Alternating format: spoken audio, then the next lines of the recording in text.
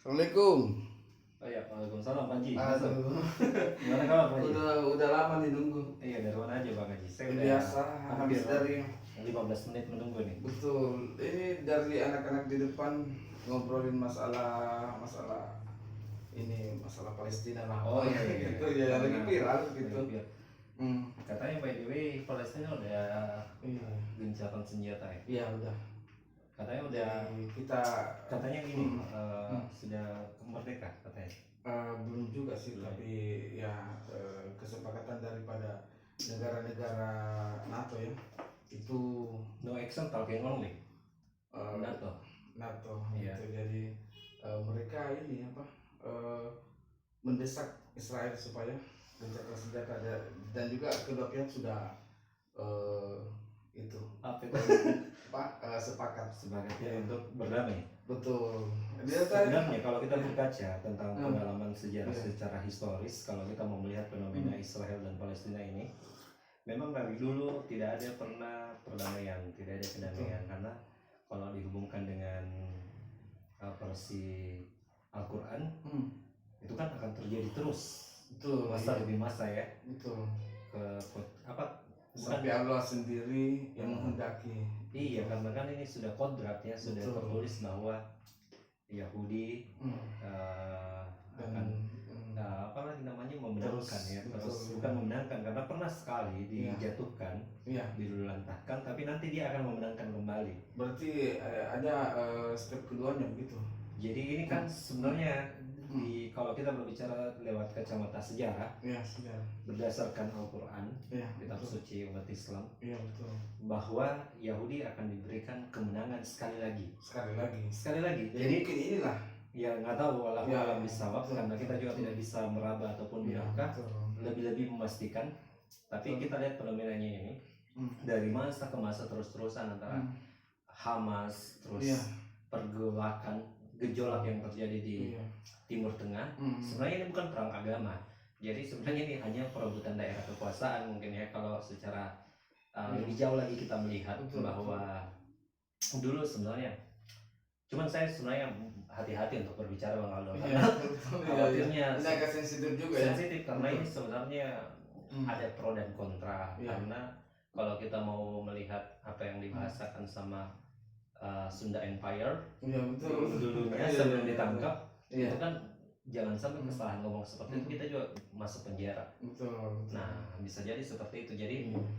sebenarnya saya itu hanya mau mendukung, mensupport bahwa sebenarnya kelayakan untuk negara Palestina merdeka itu harus. Betul. Jadi begini, Bang Andri, tadi kan Bang Andri bilang diberikan sekali lagi. Iya, kemenangan.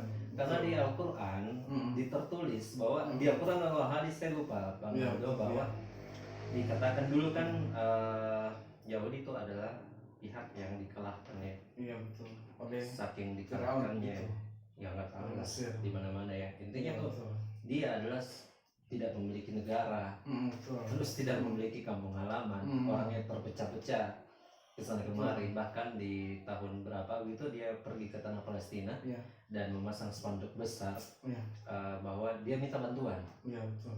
Tapi kemunafikan daripada Yahudi itu sendiri, malah setelah diberikan kesempatan Iya, untuk betul. menumpang Iya. di area kawasan Palestina itu, Palestina. dia sendiri malah memberontak dan berusaha menjajah untuk merampas, seperti itu mungkin ya. Betul, ya. Jadi saya mencoba menyadur bukan dari pendapat saya pribadi, betul. tetapi dari media expose yang tertera di berita atau apa, Iya. termasuk tanggapan-tanggapan orang, tanggapan-tanggapan umum terkait apapun yang terjadi fenomena peperangan seperti ini. Betul. Jadi yang perlu Bang Aldo tahu bahwa nanti suatu hari Iya. kita nggak bisa pungkiri bahwa Iya, betul. kita harus berkiblat pada ajaran intisari agama kita, Betul, iya. entah itu Al-Quran dan hadis. Iya. Dan di sana dinyatakan bahwa nanti Yahudi akan diberikan kemenangan sekali lagi. Sekali lagi, betul. Jadi masyarakat Palestina mungkin pada saat itu terpecah belah, Iya. diusir, Iya.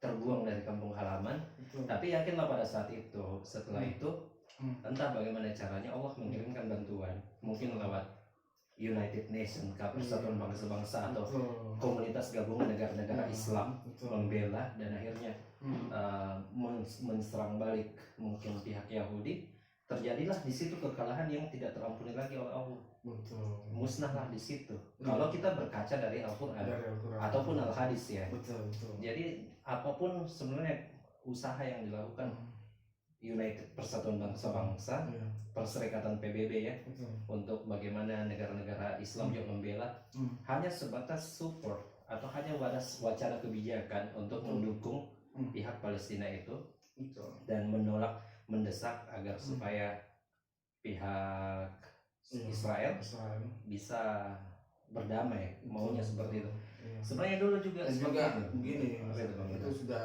ditunggangi politik. Nah itu yang tadi saya Iya. bilang, sebenarnya ada Iya. beberapa hal. Iya, Ini betul. kan masalah Hmm. kepentingan ya, kita tidak Iya. pernah tahu siapa di balik itu. Di balik itu. Karena pemicu peperangan sendiri itu Hmm. pasti ada di belakang yang menopang, pasti Betul. ada yang mensupport dari belakang kan. Betul, ada yang menjual. Ya mungkin sebenarnya saya kurang tahu Bang Aldo, karena jangan sampai kita ngomong sembarang, tiba-tiba besok selamat pagi Bang Pak. Oh, kan tidak enak. Betul ya, ada enak ya. Nah, Bapak ini sudah apalagi berbicara yang tidak senonoh. iya cukup kita memberikan support bahwa Hmm.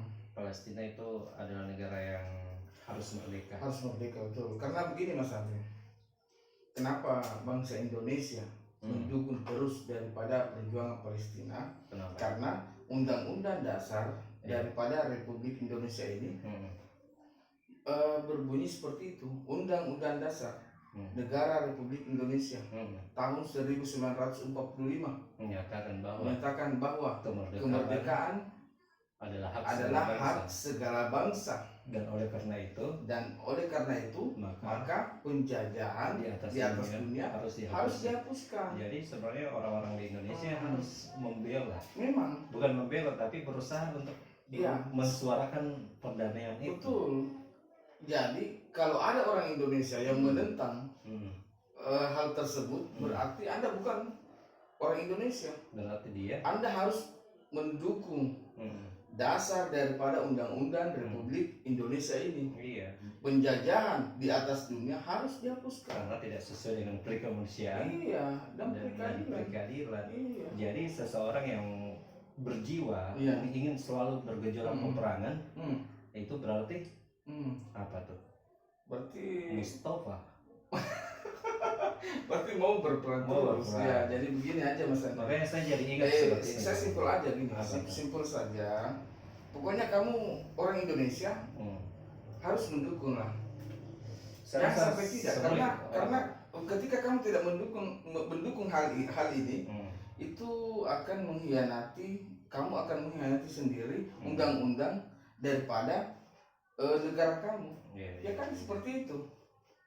Filosofi dan pandangan hidup orang Hmm. masyarakat Indonesia adalah Pancasila dan Undang-Undang Dasar. Betul. Jadi budaya yang melekat itu kita harus hormati sebagai Betul. fundamental, Hmm. sebagai apa namanya itu kalau kita naik kuda, tunggakan ya. Tunggakan ya, tunggangan. Tunggangan Tunggangan ya. betul. sebagai fenomena dan pedoman tunggangan hidup. Betul ya. Jadi seharusnya kita memberikan bantuan mungkin. Jadi Iya. bisa berupa support material Betul betul. atau kalau nggak bisa material doa. Iya. Kalau nggak bisa doa ya support aja bahwa Iya. Jangan ngejek. jangan ngejek. Jadi ada beberapa orang-orang yang sudah ngejek Palestina, ya sudah. Mereka harus dibekuk, ditangkap oleh polisi karena itu sudah menyalahi undang-undang daripada dasar negara kita. Iya. Kita kan warga Indonesia. Republik Indonesia mendukung tidak adanya penjajahan di atas dunia. Begitu. Iya. Memang sih betul. Iya, jadi seperti ini Mas Andri, kita bicara lain aja. Toh? Kita beralih ke topik yang lain saja. Sebelum itu Sembari kita sapa dulu dong. By the way, ini Betul. sponsor ya? Jangan diperlihatkan mereknya dong. Jadi oke. Selamat datang kembali di podcast Pacarita. Ya. Malam ini kita akan berbicara panjang tentang apa saja yang ada di dalam pikiran kami berdua.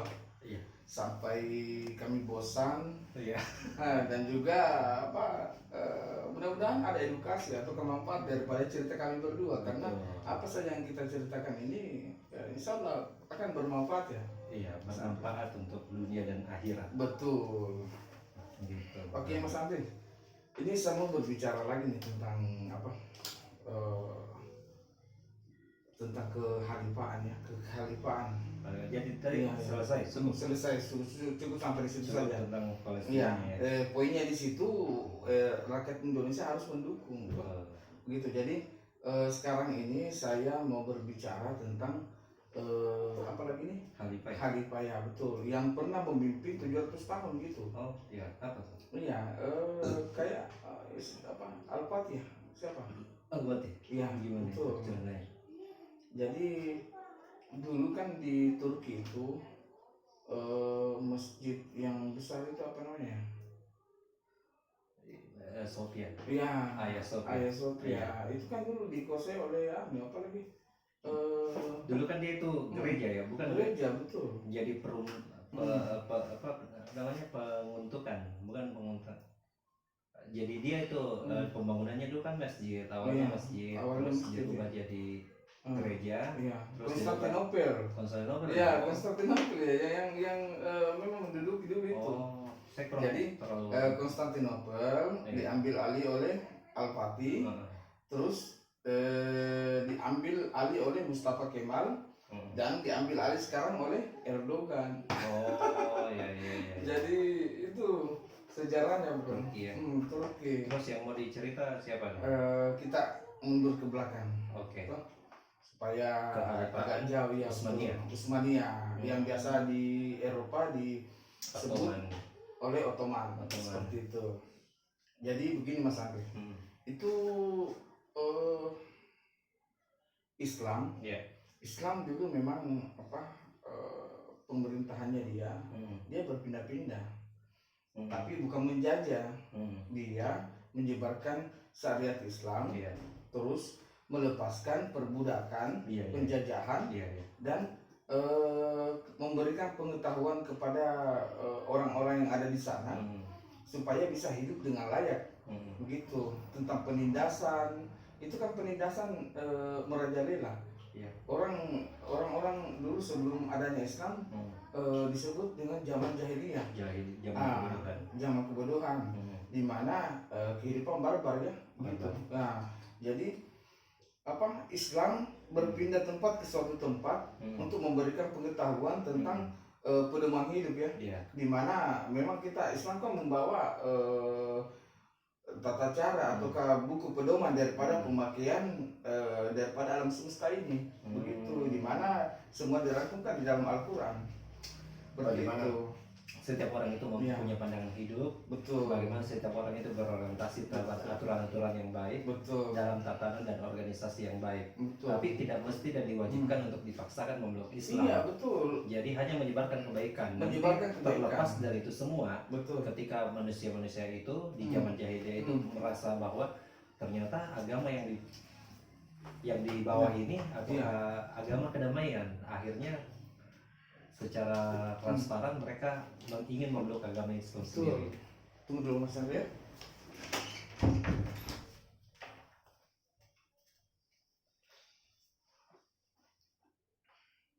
Mas nanti mati lampunya.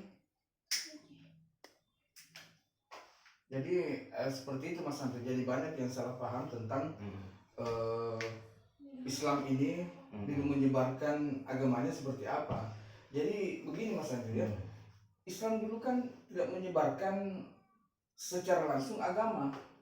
Tidak, hanya orang yang diberikan pelajaran tentang tata cara kehidupan yang baik, menghargai orang tua, menghargai sesama, bagaimana kita bersikap supaya kita bisa rukun. Nah, mungkin dari situlah orang jatuh cinta kepada Islam. Nah itu dia, makanya saya bilang setiap orang itu dengan sendirinya membuka hati dan merasa melihat bahwa ternyata agama yang dibawa ini adalah agama yang mengajarkan kebaikan, agama yang mengajarkan banyak titik keseimbangan norma kehidupan yang baik. Sehingga orang sendiri yang membuka diri. Namun memang dalam perjalanan perkembangan Islam kita nggak bisa pungkiri juga bahwa ada beberapa kelompok ataupun orang-orang yang tidak setuju, radikal dan menolak bahwa ini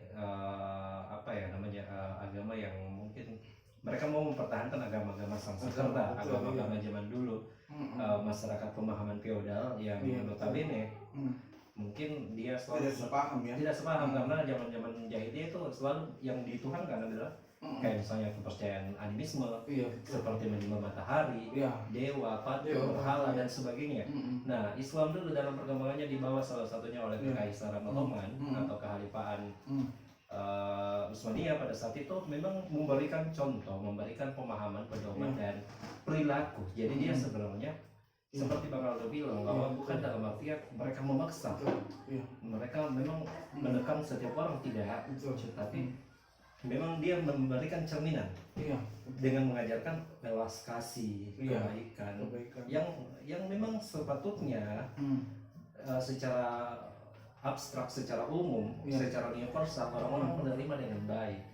Tapi karena perkembangannya sedemikian rupa, perkembangannya pesat, ada sentimental beberapa kalangan kelompok pada saat itu, termasuk saya bukan mengkritisi fenomena kelompok barat atau kelompok apa, tapi ada campur tangan masyarakat pada zaman dulu itu seperti di Eropa atau apa yang menolak keras aliran-aliran seperti itu, sehingga di antara mereka sampai detik ini bahkan menganggap bahwa Islam itu identik dengan kekerasan.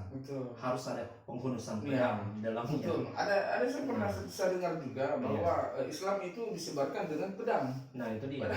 Tidak seperti itu. Nah, mungkin Bang Aldo bisa kasih gambaran bahwa ternyata perang-perang yang dulunya dilakukan zaman-zaman Rasulullah itu bukan notabene akibat pemaksaan agama. Bukan. Tetapi itu bentuk pertahanan diri, perlawanan diri terhadap bagaimana misalnya agama Islam dihina, ditindas, diinjak, atau bahkan ada ancaman di dalamnya, sehingga mau tidak mau hanya perang solusinya. Jadi begini Mas Andri, saya jelaskan lagi ya. Jadi seperti ini, saya akan jelaskan sedikit tentang peperangan ya. Bagaimana Islam bisa berperang, karena itu desakan daripada orang-orang atau lawan daripada agama tersebut atau lawan dari politiknya yang sudah tidak bisa didiskusikan secara mufakat. Betul. Jadi begini, kalau Islam itu tidak pernah menyerang. Bertahan. Dia tetap bertahan dan terus mempertahankan setelah ada kesepakatan. Jadi Islam ini tidak menyerang dulu kalau tidak ada kesepakatan. Jadi kalau ada kesepakatan bahwa kita akan perang ke sini, di suatu tempat. Jadi mereka ataukah Islam akan menunggu di suatu tempat itu. Jadi memang ada perang seperti itu. Jadi memang ada aturan-aturan mendasar. Kalau saya bisa katakan Mas Andri, Islam itu gentleman. Dia tidak membunuh wanita, dia tidak membunuh anak-anak. Dia tidak merusak alam semesta. Jadi memang tempat perang sendiri itu ditentukan. Dengan kesepakatan juga. Nah, kalau Islam sudah memberikan ultimatum bahwa seperti pada zaman Kekaisaran Romawi pada zaman itu kan mereka sangat-sangat ingin mengambil alih Turki gitu. Jadi mereka kan sudah berapa kali tidak mau menyerahkan Hagia Sophia. Jadi sudah diberikan ultimatum beberapa kali, akhirnya Al-Fatih sendiri yang langsung terjun untuk berusaha. Jadi itu pun sudah diriwayatkan oleh hadis sahih bahwa akan ada seorang lelaki yang akan dari golongan kita yang akan mengambil kembali Hagia Sophia. Dialah Al-Fatih. Saya pernah nonton filmnya itu Bang Aldo. Jadi memang sejarah fenomena perjalanan Islam ya, termasuk perebutan kekuasaan dan sebagainya, itu bagus banget filmnya. Cuman saya terkadang menonton lupa ya Bang Aldo, tapi secara sejarah seperti itu mungkin.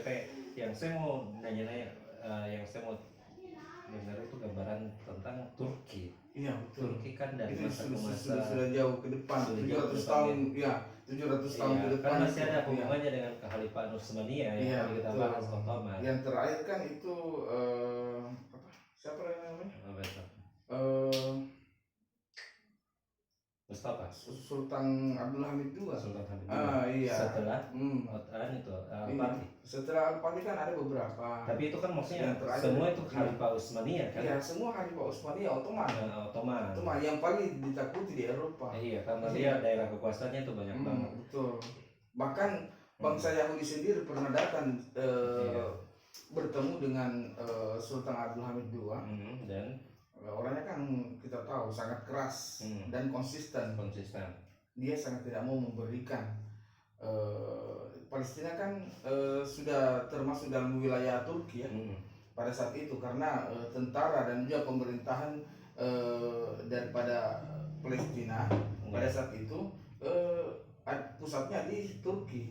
Begitu. Jadi bangsa Yahudi ini bertemu dengan Sultan Abdul Hamid II untuk meminta sedikit wilayah di Palestina itu. Tapi sampai mati Sultan Abdul Hamid II itu tidak memberikan sedikit pun tanah kepada orang Yahudi yang ingin bertempat tinggal ya, meminta sedikit. Jadi dari zaman dulu ya. Dari zaman dulu. Jadi setelah peristiwa itu mungkin mereka menunggu sampai Sultan Abdul Hamid II ini wafat seperti itu. Jadi mungkin pada saat setelah wafatnya Sultan Abdul Hamid II, mereka mungkin sudah bisa bergerak. Jadi setelah meninggalnya Sultan Abdul Hamid II yang diambil alih oleh anaknya, itu kekhalifahan sudah merosot. Merosot oleh budaya ya. Oleh budaya sampai akhirnya pos-pos daripada pemerintahan Sultan Abdul Hamid II itu kayak di Italia, di Palestina, di mana dan sebagainya itu sudah terkalahkan, diambil kembali oleh pemerintah yang berkuasa pada sebelum Al-Fatih seperti itu. Jadi mereka mungkin menganggap bahwa yang kuat sudah meninggal, jadi ini yang lemah kita bisa ambil kembali. Jadi pada saat itu mungkin merosot ya. Nah, sampai hadirnya siapa? Mustafa Kemal pada saat itu. Ya memang Mustafa Kemal ini diberikan pemikiran bahwa pokoknya dia sangat-sangat benci dengan Turki pada saat itu, karena dia dididik dan dibesarkan di lingkungan Yahudi Ortodoks iya pada saat itu. Tapi Mustafa Kemal sendiri Islam atau non Islam? Kalau dari historinya dia Islam ya. Dari sejarah. Iya, dari sejarah. Tapi dia besar di Yahudi seperti itu. Kepemimpinan dia diajarkan politik, dia diajarkan adaptasi yang berbau barat ya, dan dia kan juga termasuk militer dan mulai menyusup masuk ke Turki setelah lemahnya pemerintahan Ottoman itu, dan mencari celah bagaimana caranya bisa menggulingkan. Nah, dia tampil pada saat itu sebagai hero, pahlawan penyelamat Turki pada saat itu. Nah, setelah kekhalifahan digulingkan ya, dirubahlah negara tersebut menjadi Republik Turki, yang mana dulunya banyak perubahan daripada Mustafa Kemal yang melanggar daripada aturan-aturan Islam, aturan-aturan daripada Ottoman tersebut, di mana yang dulunya itu aturan-aturan semua dari dasar daripada Rasulullah Muhammad SAW. Dia melanggar semua, seperti contohnya yang paling nampak adalah azan harus berbahasa Turki. Jadi itu kan kesalahan besar. Saham besar. Bukan lagi Allahu Akbar. Iya. Seperti kita di Indonesia.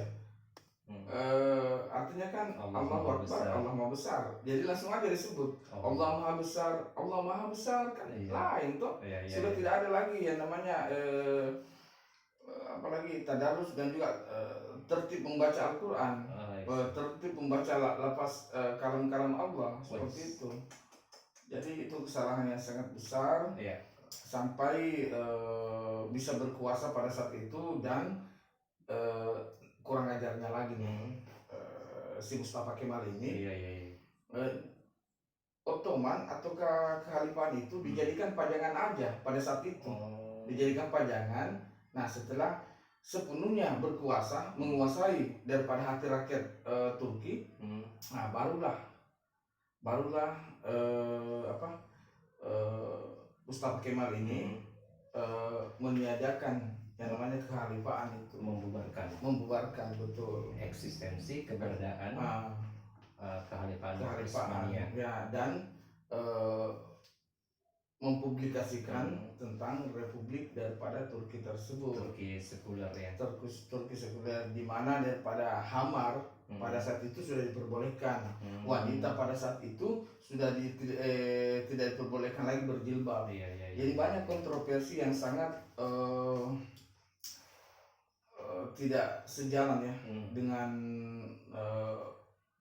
orang-orang yang menganut daripada kekhalifahan ini, begitu. Seniman-seniman daripada Islam banyak yang pokoknya banyak lah.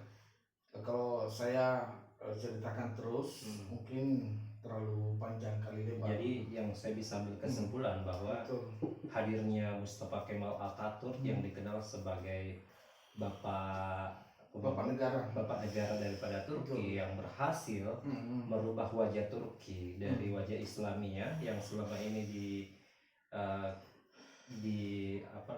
digambangi oleh kekhalifahan Utsmaniyah, berubah wajah menjadi negara sekular yang identik dengan budaya Eropa.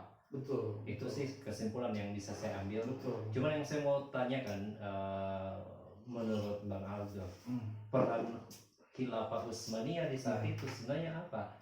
Karena kan ada presiden ya dalam setiap negara tuh, anggaplah seperti Turki yang di presiden pertamanya Bapak Atatürk Mustafa Kemal itu sendiri ya. Bapak apa tadi namanya? Bapak negara ya. Bapak negara. Betul ya. Jadi dia presiden pertama. Betul, dia presiden pertama setelah dirubah ya. Dulu kan waktu pemerintahan Ottoman presidennya kan dia Sultan Abdul Hamid. Dan dibawa kepemimpinan Khilafah Utsmaniyah. Khilafah Utsmaniyah itu apalagi suatu nama negara. Maksudnya gimana? Nama negara artinya nama kekuasaan begitu. Bukan nama kelompok ya. Iya, termasuk juga nama kekuasaan, nama kelompok. Negara mungkin kurang tepat ya. Iya betul. Jadi dia tuh kayak sebuah organisasi besar. Organisasi besar yang kerajaan ya. Peranannya ya. Yang saya mau tahu nih, karena kan ketika ada presiden Turki pada saat itu Mustafa Kemal dan menghabiskan, membubarkan yang namanya kekhalifahan Utsmaniyah itu sendiri. Makanya saya tanya, kekhalifahan Utsmaniyah ini sendiri apa sebenarnya? Kerajaan. Oh, jadi dia itu kalau dalam sebuah negara, mungkin kalau di Indonesia ada namanya Daerah Istimewa Yogyakarta begitu ya? Iya sempat dulunya, tapi kan sekarang sudah dibubarkan toh. Kalau tidak dibubarkan, peranannya dia sebagai apa? Itu yang kalau sekarang kan sudah ada republiknya, ya buat apa lagi? Sudah tidak ada peranannya lagi, sudah termasuk pajangan ya, begitu. Yang saya mau tanyakan begini, dia itu berperan sebagai apa ini Khilafah Utsmaniyah gitu? Khilafah Utsmaniyah pemerintahan bang. Pemerintahan? Dia memerintah suatu, dia kan memerintah Turki pada saat itu. Sebelum Mustafa Kemal. Oh jadi dia sistem. Dia sistem pemerintahan. Tapi kenapa waktu Islam? Oh gitu. Tapi kenapa waktu ada presidennya sendiri menghapuskan itu Khilafah Utsmaniyah? Tidak, sebenarnya sudah ada gejolak ya, gejolak kebudayaan mungkin. Dan juga banyak propaganda pada saat itu akhirnya seperti kan kekhalifahan atau Ottoman ini sangat ditakuti. Ini kan sudah memimpin lama ya. Iya, saya tahu juga. Banyak yang mau meruntuhkan. Saya tahu juga kalau dia memiliki armada tentara. Iya kan? armada tentaranya sangat ditakuti di Eropa. Oh, jadi dia secara kesimpulan dia adalah sistem ya. Sistem, betul. Sistem kekuasaan. Kekuasaan Islam yang memberikan kedamaian kepada seluruh warga yang ditempatinya, seperti itu. Semenjak datang Mustafa Kemal Atatürk memimpin, semua yang berbau notabene keislaman, ada sedikit perintilan tentang bekas-bekas garis khilafah Utsmaniyah yang berusaha dihapuskan gitu ya. Berarti dirubah semua menjadi, makanya dikenal dengan negara Turki sekuler. Karena wajahnya berubah menjadi budaya barat Eropa. Karena memang letak negara Turki sendiri kan Eropa. Betul. Jadi memang budaya pengaruh itu Ottoman kan dari Arab ya. Tapi untungnya sekarang kalau kita lihat perkembangan Turki ini, Turki sekarang Turki modern tapi tetap mengembalikan kejayaan Islam. Betul. Dengan Erdogan ya, Recep Tayyip Erdogan, seperti itu. Jadi pemerintahan sekarang ini sangat-sangat menganut ataukah ingin mengembalikan sistem kehalifaan, seperti itu. Minimal mengembalikan sisa-sisa kejayaan Islam. Betul, iya. Karena memang Turki kan harusnya negara Islam yang berdiri atas dasar filosofi keislaman. Betul, iya. Karena jejak-jejak sejarah itu tidak bisa kita pungkiri, Bang Alda. Tidak bisa kita bohongi bahwa apa yang ditinggalkan oleh Kekhalifahan Utsmaniyah itu harusnya menjadi tonggak sejarah dan menjadi pedoman untuk negara-negara Islam seperti Turki. Betul. Meskipun dalam kenyataannya peranan pelebaran penyebaran Islam di kala itu masuk ke Eropa tidak serta merta berhasil meningkat, tapi paling tidak sebagai negara keislaman yang Turki begitu, itu tetap harus sih sebenarnya. Mereka bisa pintar berbicara, bisa pintar apalagi berbudaya. Pokoknya sumber daya manusia meningkat setelah adanya Ottoman. Tapi sekarang udah dikembalikan. Yang saya mau singgung sedikit, Ottoman juga sempat masa pemerintahannya memang sumber radikal. Kenapa saya bilang sumber radikal? Karena yang terekspos di media, yang saya lihat referensinya, bahwa beliau si Mustafa Kemal sendiri itu siapa aja yang menolak kebijakannya atau siapa aja yang membantah pada saat itu akan dibunuh, dan tidak segan-segan. Yang saya lihat di berita di YouTube salah satunya adalah Mustafa Kemal sendiri menghabiskan 40.000 jiwa. Harusnya monumen 40.000 jiwa itu ada juga di sana. Iya betul. Dan bukan Ottoman ya. Mustafa Kemal ya. Mustafa Kemal yang sudah membentuk republik. Makanya itu ingin menghabisi sisa-sisa daripada kekhalifahan Ottoman. Jadi dia begitu menghabisi. Sebenarnya image buruk sebenarnya pada Turki sekuler pada saat itu. Pada saat penggulingan ya. Pada saat Mustafa Kemal di akhir hayatnya itu kan mengalami penderitaan juga ya. Itu kayaknya orang sudah semua tahu. Siapa orang sejarawan ya sudah tahu bagaimana nasib. Tapi banyak juga yang belum terlalu paham Bang Aldo tentang sejarah seperti itu. Tapi kayak sejarawan seperti Mas Bro kan pasti sudah tahu. Saya sejarawan ala-ala, jadi-jadian. Jangan terlalu rendah lah. Seperti saya kadang berbicara sama beberapa teman. Saya biasa nanya iseng, siapa Mustafa Kemal Atatürk? Mereka nggak tahu. Padahal saat ini media itu begitu dekatnya dengan kita. Handphone, smartphone yang lengkap dengan apalagi namanya pengetahuan di dalamnya, ada Wikipedia, ada Google. Tapi kemampuan untuk menyerap informasi lewat membaca mungkin masyarakat Indonesia, masyarakat kita tuh masih kurang. Jadi kalau MS namanya. Apa itu namanya? Masa bodoh ya. MSB ya. MSB itu. Jadi mereka malas membaca, malas mencari tahu. Jadi percuma sebenarnya kita lari sedikit dari topik ya. Iya betul. Jadi pemerintah Indonesia dulu mencanangkan ada namanya Duta Baca Nasional. Duta Baca. Jadi mereka hadirnya mereka yang dipilih itu ikon untuk menyuarakan bahwa membaca itu harus, tapi nyatanya enggak seefektif itu. Banyak sih, tapi syukurlah kita menjadi duta baca begitu.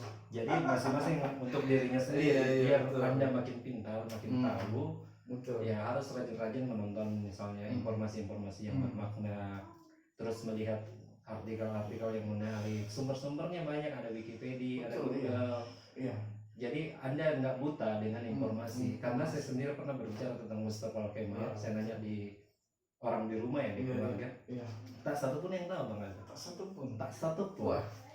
Itu jadi nobody know. Keterlaluan itu. Padahal dibalik daripada Mustafa Kemal. Itu kan sebelumnya ada kekhalifahan. Harus kita tahu. Siapa yang menggulingkan kekhalifahan? Itu adalah Mustafa Kemal. Nah itu dia. Jadi boro-boro kekhalifahan Utsmaniyah atau Ottoman atau Abdul Hamid dan lain sebagainya. Mustafa Kemal aja adalah rentetan sebuah tangga sejarah. Mereka nggak tahu. Bahkan museum tempat dimakamkannya Mustafa Kemal itu baru dia dapat, mereka dapat dari YouTube. Oh iya ternyata baru cerita ini. Jadi sebenarnya kita kembali ya ke masalah tentang Mustafa Kemal. Jadi memang dia dimuseumkan itu. Jadi dia katanya, makanya saya katakan ini Bang Aldo bahwa ini mungkin catatan kelam dari sejarah peradaban perkembangan pertumbuhan sebuah negara Turki. Catatan buruk ya dari sebuah negara Turki. Karena pemimpinnya sendiri, bapak negaranya yang pertama, presiden pertamanya itu katanya meninggal dengan terhina ya. Tapi nggak apa-apa, ini adalah contoh nyata. Betul. Jadi begini Mas Andri, kalau kita lihat dari kacamata nasional atau ke republik itu no problem. Tapi kalau kita kembali berbicara masalah ketuhanan itu kelam. Kelam. Kenapa saya bilang seperti itu? Karena disinilah Tuhan memperlihatkan kembali bahwa siapa yang mau menghancurkan Islam akan bernasib. Betul. Jadi kita bicarakan saja langsung Mas Andri. Kita apalagi ceritakan saja atau kepada teman-teman bagaimana akhir hayat daripada Mustafa Kemal ini. Mustafa Kemal sempat berkuasa selama berapa tahun Mas Andri? 1933 ya? Sampai 19 berapa itu? Yang jelasnya selama dia berkuasa itu banyak pelanggaran daripada agama Islam yang dia langgar. Pokoknya dia tidak mengindahkan. Pokoknya semua yang berbau notabene Islam. Menghalalkan berbagai macam cara dan juga sejarah-sejarah sudah mengungkapkannya bahwa sosok Mustafa Kemal ini seperti ini. Saya sudah tidak usah dibahasakan mungkin karena mereka orang-orang rata-rata paham. Jadi memang literaturnya mereka bisa dapatkan di mana. Iya betul. Kalian lihat saja lah nanti di Wikipedia atau di Google. Terus yang saya mau garis besarkan di sini bahwa ujung hayat atau sakaratul maut dari para Mustafa Kemal sangat mengerikan. Dan juga ketika dia sudah meninggal, bumi pun tidak menerimanya, menolak itu. Seperti lagunya siapa? Bunda Rita. Nauzubillah min dzalik. Kita harus mengucapkan itu semua. Nauzubillah min dzalik. Begini, sewaktu meninggal itu kan jasadnya sangat bau dan beberapa hari tidak dimandikan, tidak dikafani.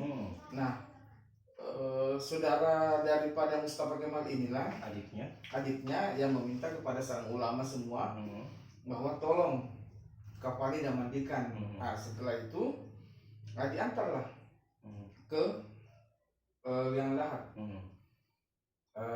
Sesampainya bumi tidak mau menerima. Semua orang pada saat itu melihat bagaimana jasad daripada Mustafa Kemal itu tidak diterima oleh bumi. Terlontar naik. Iya, terlontar atau terlempar naik. Jadi setelah itu pemerintah pada saat itu menjurkan saja ya di suatu.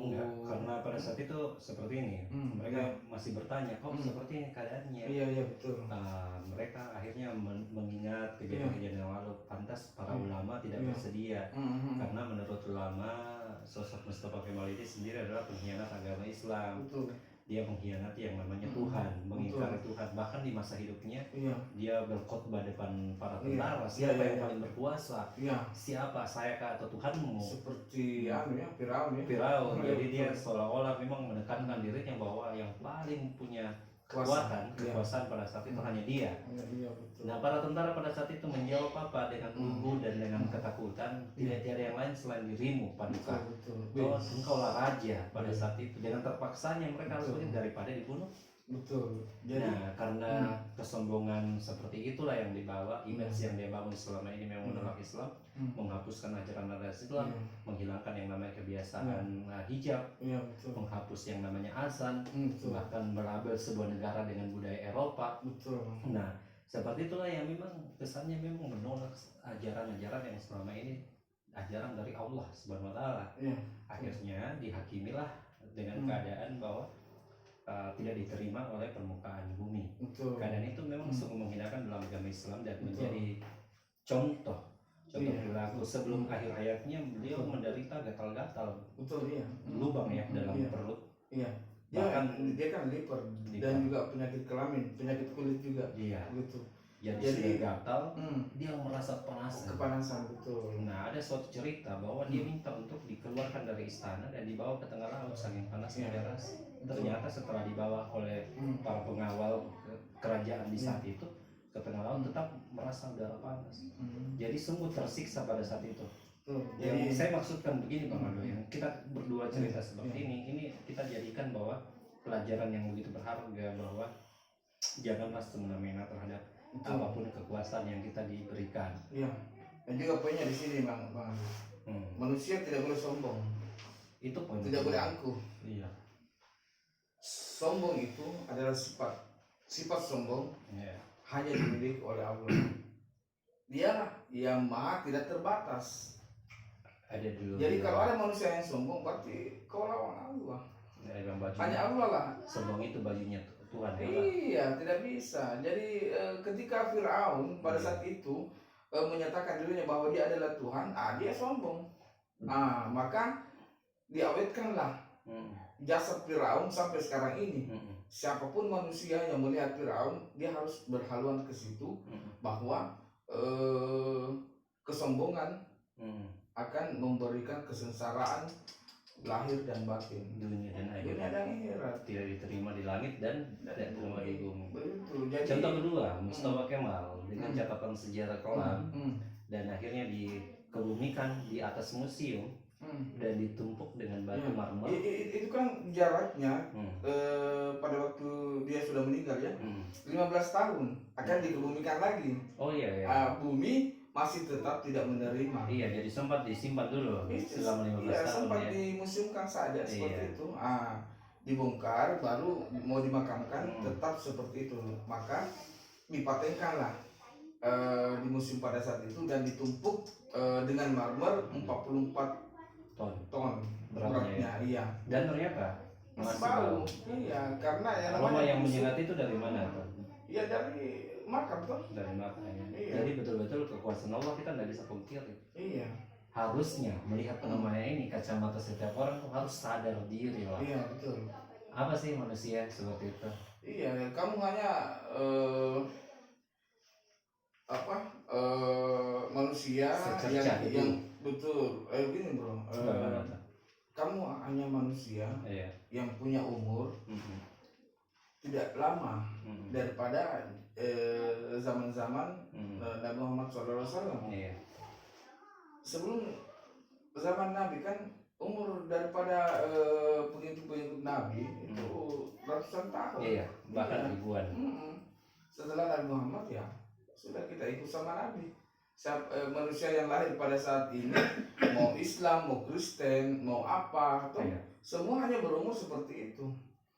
Bonus itu kalau dia sampai 100 tahun. Tidak ada yang 100 tahun sampai 200 tahun, tidak ada. Jadi umur manusia hanya sampai segitu. Di atas daripada 60-an itu adalah bonus. Seperti itu Mas Bro. Jadi kita bisa ambil. Sekarang usianya berapa?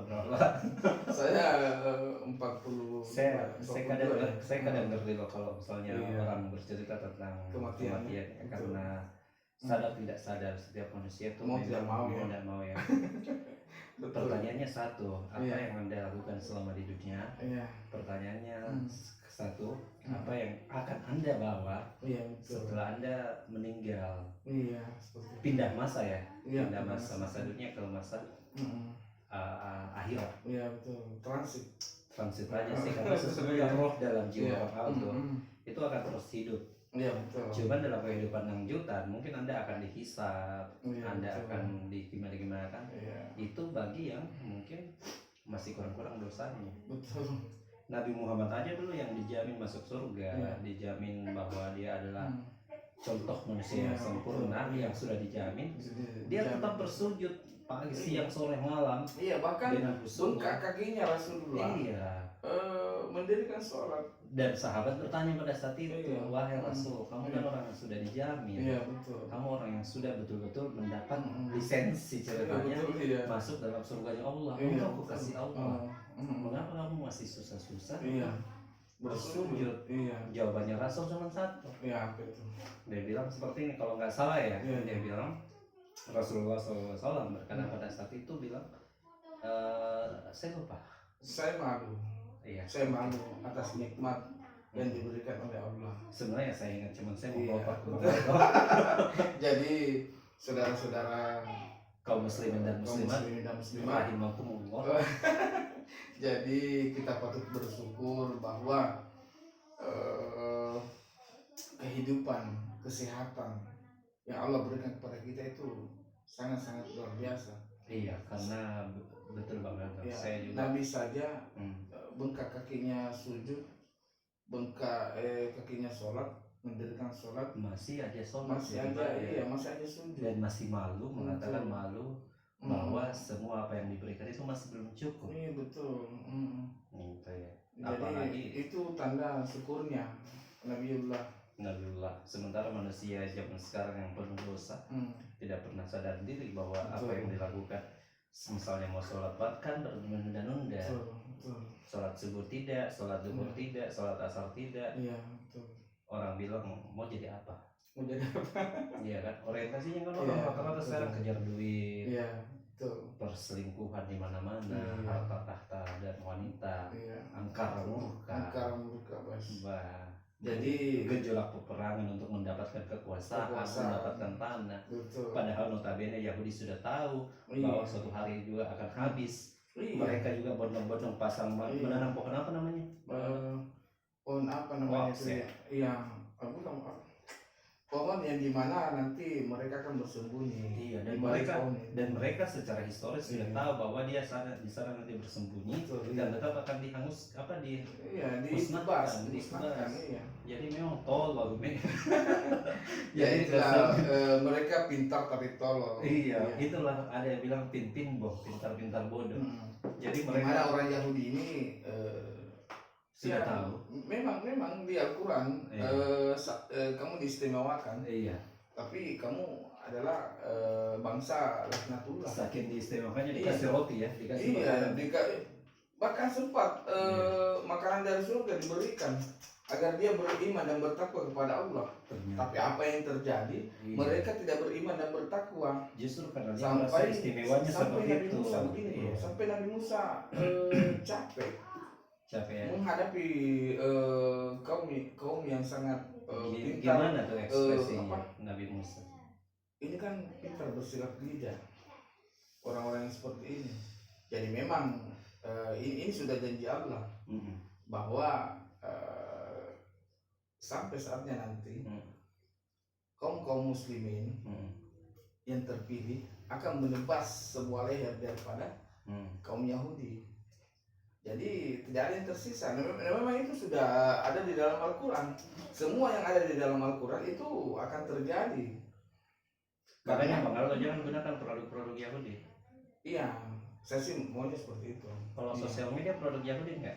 Produk Yahudi lah. Iya. Tapi selalu kita memberikan wacana yang baik, artikel-artikel yang baik. Betul. Ya mungkin itu bentuk sumbangsi kita untuk saling mengingatkan dan beramanah yang hal-hal positif ya. Betul ya. Seperti itu aja sih bakal pernah. Iya, jadi jangan pernah bersikap sombong ya. Jadi kita ini siapapun kita, apapun agama kita, janganlah bersikap sombong. Tapi kalau saya mau sombong bagaimana bakal? Jangan bro. Jangan ya. Tidak diterima nanti. Jangan sampai di kelurahan aja tidak diterima. Saya juga. Apalagi sampai di kecamatan. Saya kadang berkaca pada fenomena seperti itu, sudah banyak saya lihat juga yang di apa ya, yang akhirnya hancur karena hanya faktor kesombongan itu. Dia terlalu menonjolkan sifat duniawinya. Betul. Merasa bahwa di tangannya ada kekuasaan, di tangannya ada wewenang, dia punya backup link, orang-orang di belakang yang berpengaruh. Betul. Nah dari situlah efek-efek kesombongan itu kadang muncul Bang Aldo. Sehingga ternyata tidak banyak dari orang-orang yang seperti itu hancur juga. Ada yang tiba-tiba tertangkap korupsinya, ada yang tiba-tiba mungkin mengalami eksiden, ada yang tiba-tiba semaput, macam-macam Bang Aldo. Jadi pesan moralnya bahwa sebelum masih banyak pesan-pesan yang baik untuk hal ini, seperti Bang Aldo bilang, jangan terlalu banyak sombong ya. Betul. Jadi kita manusia kalau Tuhan memberikan cobaannya seperti kalau kamu korupsi tertangkap, ya sadar masih teguran. Iya masih teguran. Untungannya masih tertangkap. Kalau semati, tidak sempat tobat. Ada beberapa kan begitu. Iya itu kan seperti itu. Jadi kita di sini tidak berpenampilan seperti ustaz ya, tapi kita memberikan pesan moral bagaimana kita bisa hidup dengan baiklah. Jangan selalu menghalalkan berbagai macam cara demi kepentingan pribadi seperti itu. Jadi karena begini Bang Aldo, sebenarnya setiap orang itu harus saling mengingatkan, terlepas daripada kita bertemanan ataupun orang lain. Betul, apalagi kita di suatu negara ini ya. Kita harus perbaiki negara ini, betul. Iya. Dimana kalau nggak bisa terlalu besar negara ya cukup lingkungan. Betul. Cukup tempat kita berada. Ataukah yang nonton saja. Yang nonton juga teman-teman, jangan cuman taunya kita menghabiskan banyak waktu, misalnya bekerja fokus. Seperti pembahasan kemarin kita bahwa 5 waktu itu sholat, itu juga perlu loh, karena kita menghabiskan waktu itu sebenarnya tujuan kehidupan kita itu hanya untuk menyembah kepada Allah. Betul. Adapun sampingan itu ya bekerja semaksimal mungkin untuk menghidupi menafkahi keluarga. Betul. Tapi fokus tugas utama seorang manusia hamba Allah adalah menyembah. Menunggu waktu sholat. Tidak boleh mengaji. Betul. Dan lain sebagainya. Jadi seperti itulah. Jadi teman-teman, tapi Ustaz. Jadi sebenarnya kita bukan ustaz atau alim atau apa. Tapi kapan lagi dan kalau bukan kita yang saling mengingatkan bahwa hal-hal baik, pelajaran-pelajaran sejarah yang bagus untuk dijadikan pedoman dan pattern buat tingkah supaya kamu bisa dapat edukasi yang baik. Jadi kita di sini berbicara untuk memberikan edukasi atau pembelajaran. Sebenarnya bukan juga kita memberikan seolah kita jago banget, tapi kita ini hanya sharing apa yang kita paham. Iya betul. Dan mungkin itu yang menjadi edukasi. Itu yang menjadi edukasi karena kalau kita berdua ini ngobrol juga, secara berdua ngomong kayak sekarang ini Bang Aldo. Iya, kita hanya sharing berdua, tapi kita pasang kamera. Jadi mudah-mudahan itu menjadi edukasi buat teman-teman semua. Dan yang saya mau bilang paling tidak saya ngomong juga dengan Bang Aldo itu adalah nasihat pribadi juga buat saya. Agar selalu tidak lupa, agar senantiasa kita selalu mengingat bahwa dan jangan lupa sombong. Ya itu terutama ya bahwa manusia harus terus berikhtiar, lagi-lagi ikhtiar. Jadi Bakhtiar TV ya. Bukan Bakhtiar TV. Jadi memang bakal ada. Karena apa saya bilang tadi yang saya bilang apa sih? Yang kemarin apa itu Mas sampai? Kita loncat aja langsung ke topik yang kemarin apa? Yang kemarin yang kita bahas. Yang kemarin itu kita sempat ngobrol soal ini Bang Aldo, bahwa kalau zaman sekarang apalagi fenomena Covid, betul. Melirik bisnis online atau melirik misalnya kalian berpotensi untuk membuat konten-konten kreatif, betul. Kenapa enggak? Karena karena zaman sekarang tuh hari ini banyak banget yang menjadikan fondasi YouTube juga sebagai sarana untuk mengekspresikan diri. Betul. Atau minimal kalau misalnya YouTube kalian berkembang atau peminatnya banyak, viewers, penontonnya banyak, itu menghasilkan pundi-pundi yang baik juga buat kalian. Makanya banyak dari kalangan selebriti, papan atas apa, melihat kesempatan yang bisa mereka ambil dan mereka bisa memanfaatkan platform YouTube sebagai fondasi keuangan mereka juga.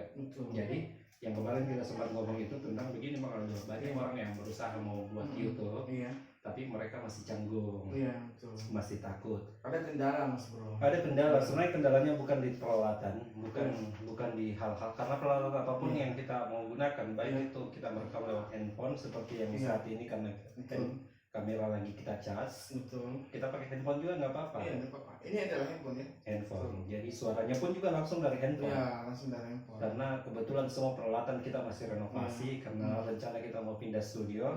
Kita lagi membangun sebuah studio baru ya, Bang Aldo. Jadi sekedar informasi juga bahwa ke depan kita punya yang namanya channel Musiklopedi. Yang mana Musiklopedi adalah sebuah platform dalam kontribusi YouTube yang rencananya kita mau mengangkat teman-teman yang basic punya suara yang baik. Nah, kita mau ngajak cover-cover lagu. Terus kita juga angkat misalnya dari teman-teman yang indie label yang mampu menciptakan lagu namun kurang terpublish. Kenapa tidak kita merangkum bersama, ngobrol-ngobrol bersama dalam bentuk mungkin di podcast Pacarita mereka bisa berbagi atau di Musiklopedi. Nah, selain Musiklopedi kita juga punya apa nanti Bang Aldo? Ada Spotlight itu kita belum tahu nanti isinya seperti apa. Tapi dan kita juga satu hal yang penting, kita punya ceramah agama di mana nanti bukan lagi kita berdua ngomong ya. Iya, bukan lagi kita berdua, tapi kita rangkul ya penceramah-penceramah dari Kota Makassar ini untuk memberikan materi-materi terbaik yang khas beda daripada apa yang dia bawakan di masjid atau dia bawakan di kajian-kajian lainnya. Jadi nanti tema-temanya akan sedikit berubah dengan kemasan dan warna yang berbeda tentunya. Saat ini kita masih berupayakan untuk tetap menciptakan yang terbaik. Untuk kita masih mengharapkan juga dukungan dan support dari teman-teman semua. Seperti apa, karena biar bagaimanapun kita tidak akan bisa berkembang kalau tanpa dukungan Anda. Karena ada kalimatnya Bang Aldo. Bagaimana tuh Bang Aldo? Kepuasan Anda adalah dukungan. Kepuasan Anda adalah eksistensi kami. Dan dukungan dukungan Anda adalah prestasi kami. Dukungan Anda adalah prestasi kami. Dan apa lagi nih? Saya lupa. Perhatian Anda bukan eksistensi perhatian kami. Bukan. Dukungan Anda adalah prestasi kami. Terus dan support Anda bukan support. Ya sama aja dukungan. Sama aja dukungan. Ya begitulah. Nantilah itu kita. Yang jelasnya poin-poin daripada inti daripada usaha kami menciptakan hiburan atau hal-hal yang bermanfaat untuk teman-teman semua, akan kami berusaha tampilkan ke hadapan kalian semua, di mana channel-channel nanti kita akan promosikan kepada teman-teman semua. Gitu. Dan di kesempatan nantinya entah itu di Musiklopedi ataupun di Spotlight ataupun di podcast Pacarita ini, semua akan berlangsung dan akan sajian yang berbeda. Karena kenapa kita lama tidak lagi ngobrol-ngobrol di studio, bahkan untuk kali ini kita mencoba untuk ngobrol kembali sekaligus untuk memperkenalkan nantinya bahwa kita mempunyai beberapa segmen, beberapa kontribusi kami yang bisa kami lakukan, dan juga untuk menjaring teman-teman yang punya bakat dan minat dalam bentuk mengekspresikan diri menyanyi dan lain sebagainya. Jadi simak terus, mudah-mudahan sama-sama bisa berkembang. Dan kami nantikan terus teman-teman bisa mendukung kita ke depannya. Kali aja Anda teman-teman mendukung, kita juga bisa mendukung teman-teman. Kenapa tidak? Ataukah silahkan nanti cari nomor telepon dari kami, dan juga nggak usah dicari karena nanti kita selipkan nanti di setiap closing, Iya. setiap di segmen Iya. apa lagi namanya outro, itu ada nomor telepon. Iya, Jadi betul. teman-teman yang punya bakat atau minat, Iya. nanti kita akan ceritakan lebih lanjut lagi. Betul. Untuk kesempatan itu, Betul. nanti juga kita akan menceritakan bagaimana untuk menjadi seorang content creator yang bagus. Ada tema-tema yang menarik nanti kalau misalnya Anda berminat jadi content creator. Semuanya akan dibahasan di Spotlight ataupun yang lainnya. Betul. Kita mungkin akhiri aja Bang Aldo. Iya, begitu ya. Iya. Ya, jadi jangan lupa untuk dukung terus channel ini, dan buat kamu yang punya rekomendasi Nanti lah, kami, mungkin itu nanti ya. silakan. Yang jelas kita udah informasikan mungkin tentang akan hadirnya apa. Betul, iya. Nanti obrolan-obrolan perintilan tentang channel Betul. itu isinya apa. Iya. Itu nanti kita akan Iya, di betul. segmen berikutnya. Iya. Oke. Kita berdua pamit undur diri dulu Iya. di kesempatan ini. Jadi maaf kalau agak berlibat ceritanya. Iya, betul. Karena kita ini apa adanya ngomong, Iya, tanpa betul. bantuan skrip, Iya, tanpa betul. bantuan teleprompter. Teleprompter. Jadi betul-betul natural, tidak Natural. laptopnya juga kosong, Iya, tidak ada betul. apa-apa. Tidak ada apa-apa. Jadi semuanya hanya aksesoris. Aksesoris dan tetap dukung kami. Kami akan mengajarkan Anda bagaimana sebenarnya trik yang lain. Betul. Sampai jumpa lain waktu. Terima kasih untuk your attention. See you, bye-bye. Wassalamualaikum warahmatullahi wabarakatuh. Hasta la vista.